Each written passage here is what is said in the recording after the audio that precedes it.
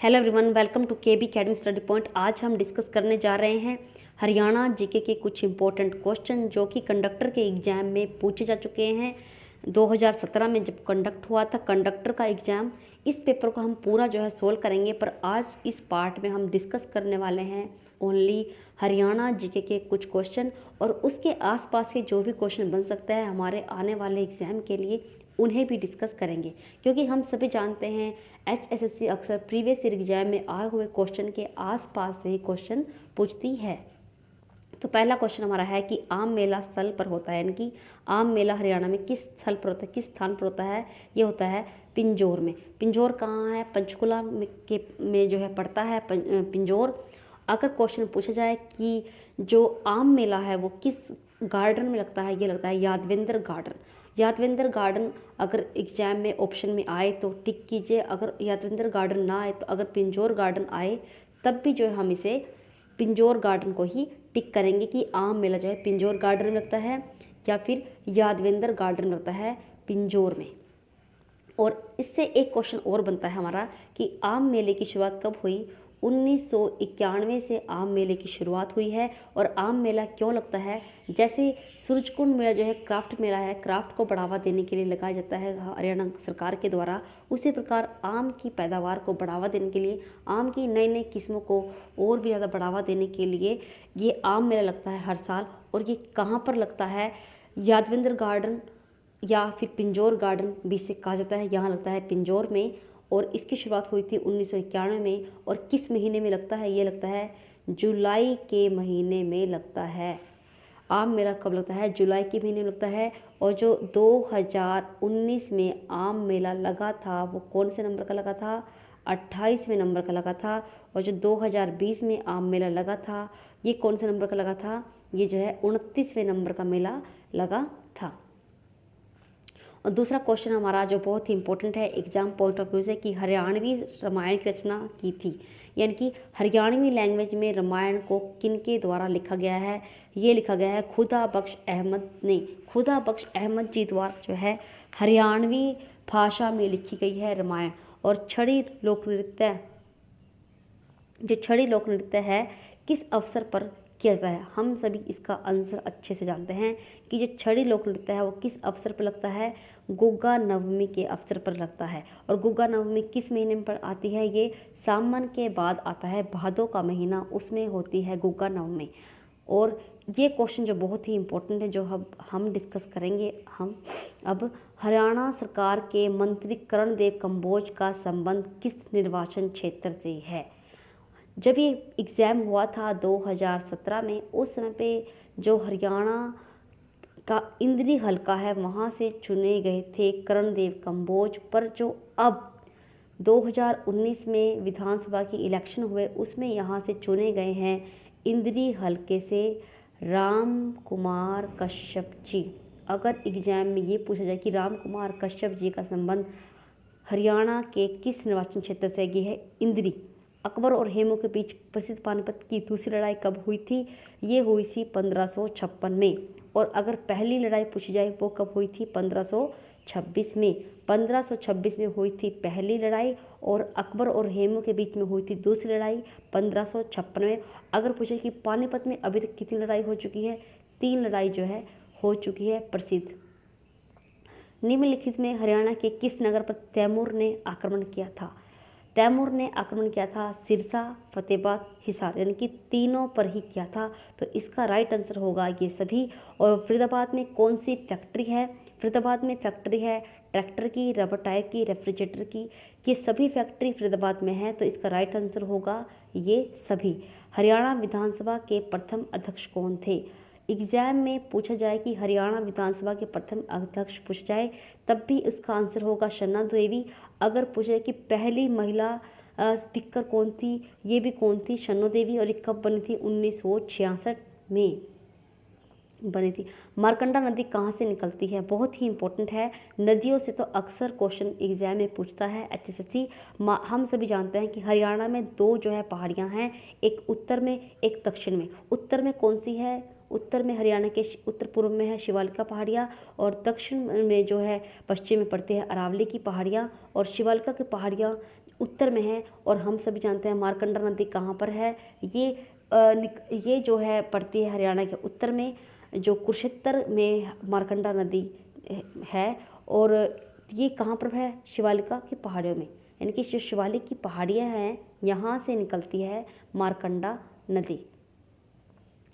लोकसभा में हरियाणा राज्य के प्रतिनिधियों की संख्या कितनी है? अगर पूछा जाए कि लोकसभा में, अगर एग्जामिनर लोकसभा से पूछता है तो 10 है, अगर एग्जामिनर राज्यसभा से पूछता है तो कितनी है?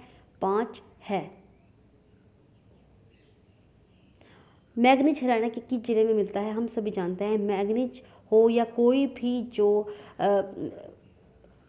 वो है अयस्क है, वो कहाँ से ज़्यादा मिलते हैं? वो मिलते हैं हरियाणा के महेंद्रगढ़ से। हरियाणा के महेंद्रगढ़ से सबसे ज़्यादा जो है मैग्नीज मिलते हैं। तो इसका राइट आंसर होगा महेंद्रगढ़। दूसरा क्वेश्चन जो बहुत ही इंपॉर्टेंट है, भिंडावास वन्य जीव अभयारण्य हरियाणा के किस जिले में है? ये पड़ता है झज्जर में। झज्जर में 2 वन्य जीव अभयारण्य हैं, एक भिंडावास, एक कौन सा है दूसरा? खाप्पड़वास। अगर एग्जामिनर थोड़ा सा क्वेश्चन को चेंज करता है, पूछता है कि सबसे सुंदर वन्य जीव अभयारण्य कहाँ पर है, सबसे सुंदर वन्य जीव अभयारण्य की जब बात की जाए तो वो कौन सा है? वो भिंडावास है सबसे सुंदर। और ये कहाँ पर पड़ता है? झज्जर में पड़ता है। बाणभट्ट किस राजा के मंत्री, मित्र व राजकवि थे? बाणभट्ट जो थे हर्षवर्धन के जो मित्र थे और राजकवि थे। और वन्य जीव अभयारण्य से तो कई बार एग्जाम क्वेश्चन पूछता है, उन्हें भी डिस्कस कर लेते हैं कि हरियाणा में कुल कितने वन्य जीव अभयारण्य है। अगर क्वेश्चन एग्जाम में पूछा जाए कि हरियाणा में कुल कितने वन्य जीव अभयारण्य हैं, ये कितने हैं? 8 हैं। अगर पूछा जाए कि हरियाणा में कितने हिरन पार्क हैं, ये भी क्वेश्चन कई बार पूछा चुका है, हरियाणा में कुल कितने हिरन पार्क हैं, ये कितना है? 1 हरियाणा में जो हिरन पार्क है। और ये कहाँ पर है? हिसार के धांसू रोड पर पड़ता है ये हिरन पार्क। कहाँ पर पड़ता है? हिसार में। और अगर जो एग्जामिनर क्वेश्चन पूछता है कि हरियाणा में कितने नेशनल पार्क है, क्योंकि ये भी क्वेश्चन जो है कई बार एग्जामिनर जो एग्जाम में पूछ चुका है कि हरियाणा में कितने नेशनल पार्क है। नेशनल पार्क पूछी जाए तो कितने हैं? 2 हैं। वन्य जीव अभयारण्य पूछा जाए तो कितने हैं? 8 हैं। और हिरन पार्क अगर पूछा जाए कितना है? 1 है। जो 2 नेशनल पार्क है ये बहुत ही इंपॉर्टेंट है, इन्हीं से क्वेश्चन एग्जामिनर कई बार पूछता है कि जो 2 नेशनल पार्क है वो कौन से हैं। एक तो सुल्तानपुर नेशनल पार्क है, ये कहाँ पर है? सुल्तानपुर वाला ये है, सभी जानते हैं कि गुरुग्राम में है। और इसका जो बहुत ही इंपॉर्टेंट क्वेश्चन बनता है वन्य जीव अभयारण्य का, कि जो सुल्तानपुर नेशनल पार्क है इसकी स्थापना कब हुई? स्थापना से क्वेश्चन में अक्सर क्वेश्चन जो है गलत करते हैं बच्चे। इसकी स्थापना हुई थी 1991 में। सुल्तानपुर जो नेशनल पार्क है इसकी स्थापना हुई थी 1991 में। और जो कालेसर नेशनल पार्क है उसकी स्थापना कब हुई थी? 8 दिसंबर 2003 को। 2003 में कौन सा बना था? Kalesar national park. और सुल्तानपुर नेशनल पार्क कब बना? 1991 में। अगर एग्जाम में क्वेश्चन पूछता है कि नेशनल पार्क कितने हैं? 2 हैं। पहला सुल्तानपुर नेशनल पार्क, दूसरा कालेसर। सुल्तानपुर कब बना? जो 1991 में। और कालेसर जो यमुनानगर में पड़ता है ये कब बना? 8 दिसंबर 2003 में। अगर सबसे सुंदर वन्यजीव अभयारण्य पूछे तो कौन सा है? भिंडावास। और ये कहाँ पर है? झज्जर में। अगर सबसे बड़ा वन्यजीव अभयारण्य पूछा जाए तो वो कहाँ पर है? कालेसर में। जो अभी एग्ज़ाम हुआ था एस्टेट का, उसमें क्वेश्चन पूछा गया था कि सबसे छोटा वन्यजीव अभयारण्य कहाँ पर है। अगर एग्जामिनर पूछे कि सबसे छोटा वन्यजीव अभयारण्य कौन सा है, छिलछिला वन्यजीव अभयारण्य कहाँ पर है? कैथल में पड़ता है छिलछिला वन्यजीव अभयारण्य। अगर सबसे बड़ा पूछे तो वो कालेसर वन्यजीव अभयारण्य है। और कालेसर वन्यजीव अभयारण्य से एक क्वेश्चन और बनता है कि ये यहाँ पर कौन से जीव जो पाते हैं? सांभर, जेतर, भौंकने वाले हिरण और नील गाय जो यहाँ के मुख्य जो जीव जंतु यहाँ पर पाए जाते हैं। और अगर हरियाणा में पूछा जाए कि चिड़ियाघर कितने हैं, अगर हरियाणा में पूछा जाए कि चिड़ियाघर कितने हैं, जो हरियाणा में चिड़ियाघर हैं वो कितने हैं? 3 हैं। एक भिवानी में, पीपली में और रोहतक में। अगर पूछा जाए कि प्रजनन केंद्र कितने हैं, प्रजनन केंद्र अगर पूछा जाए हरियाणा में कितने हैं, ये कितने हैं हमारे 5 जो है प्रजनन केंद्र हैं। बाणभट्ट किस राजा के मित्र व राजकवि हैं? हम सब जानते हैं हर्षवर्धन। और हर्षवर्धन से एक क्वेश्चन और पूछता है कि हर्षवर्धन कौन सी जो है सदी में के जो है राजा थे? ये छठी जो थे शताब्दी के राजा थे। और बाणभट्ट द्वारा एक रचित मुख्य जो रचना है इनकी हर्षचरित है। और हर्षचरित में इन्होंने हर्ष के जो समय के राजनीतिक सामाजिक सभी जीवन का जो है वर्णन किया है। खेलों के क्षेत्र में गीता फोगाट का नाम प्रसिद्ध है। हम सब जानते हैं गीता फोगाट, जिनके नाम पर जो है प्रसिद्ध फिल्म भी बनी थी दंगल। और इनका संबंध किससे है? कुश्ती से इनका संबंध है। गिद्ध संरक्षण और प्रजनन केंद्र हरियाणा में किस स्थान पर है? जैसे कि हमने बात की थी कितने प्रजनन केंद्र है हरियाणा में? 5 है।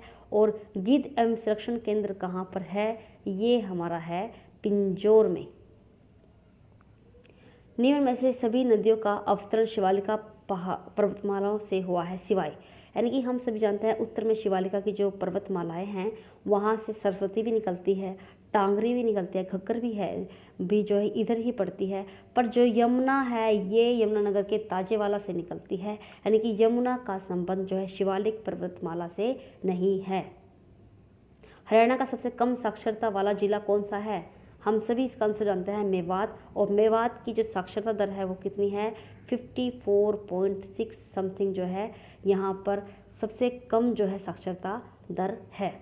अगर सबसे अधिक जो साक्षरता दर की बात की जाए तो वो कहाँ पर है? सबसे अधिक की अगर बात की जाए तो वो है गुरुग्राम की। गुरुग्राम में कितनी साक्षरता दर है? गुरुग्राम में साक्षरता दर जो है 84.7% है। सबसे अधिक साक्षरता दर किसकी है? गुरुग्राम की है। और सबसे कम जो है किसकी है? मेवात की है, 50.1% है।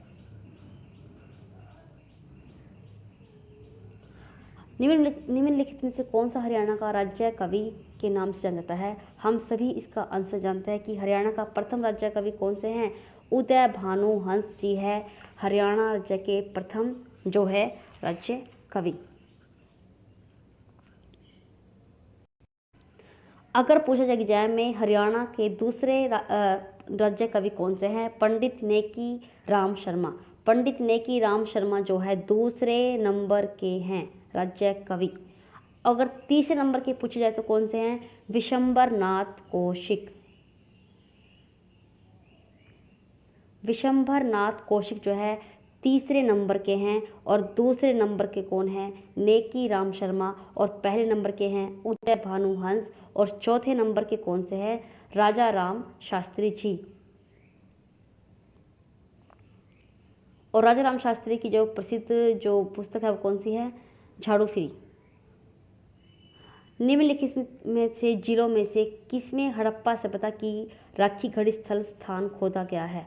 हम सभी जानते हैं राखी घड़ी कहाँ पड़ता है? ये पड़ता है हिसार में। और जो है पहले एक एग्ज़ाम हुआ था उसमें क्वेश्चन पूछा गया था कि सबसे पुराना हड़प्पा सभ्यता का स्थल कौन सा है, यानी कि जो हड़प्पा सभ्यता है इसका सबसे पुराना स्थल कौन सा है? वो है भिराना। और भिराना भी कहाँ पर पड़ता है? ये भी पड़ता है हिसार में। अगर पूछ जाए सबसे पुराना पुरातात्विक स्थल कौन सा है हरियाणा में, ये है भिराना। और भिराना कहाँ पड़ता है? हिसार में पड़ता है। और राखी घड़ी कहाँ पर पड़ता है? ये भी हिसार में ही पड़ता है। ख्वाजा अल्ताफ़ हुसैन हाली कौन थे? ये कवि थे। और ये किस भाषा के कवि थे? ये उर्दू भाषा के कवि थे। और इनका संबंध कहाँ से है? पानीपत से इनका जो संबंध है। और इनकी प्रसिद्ध जो रचनाएं हैं मुसद ए हाली, यादगार ए हाली, हयात ए हाली, हयात ए जावेद और मजिद उल निसा, तिरिया के मुजुम आदि इसके प्रसिद्ध जो रचनाएं हैं। ज़्यादातर इनकी रचनाओं में जो है हाली शब्द या हयात शब्द देखने को मिलता है। और एक क्वेश्चन और बनता है कि उदय भानु हंस जी जो हैं जो पहले राज्य कवि घोषित किए गए थे, ये कब किए गए थे पहले राज्य कवि घोषित? 1967 में पहले जो राज्य कवि घोषित किए गए थे। Thank you guys. अगर आपको हमारे वीडियो पसंद आए तो लाइक करें, शेयर करें और सब्सक्राइब करना ना भूलें।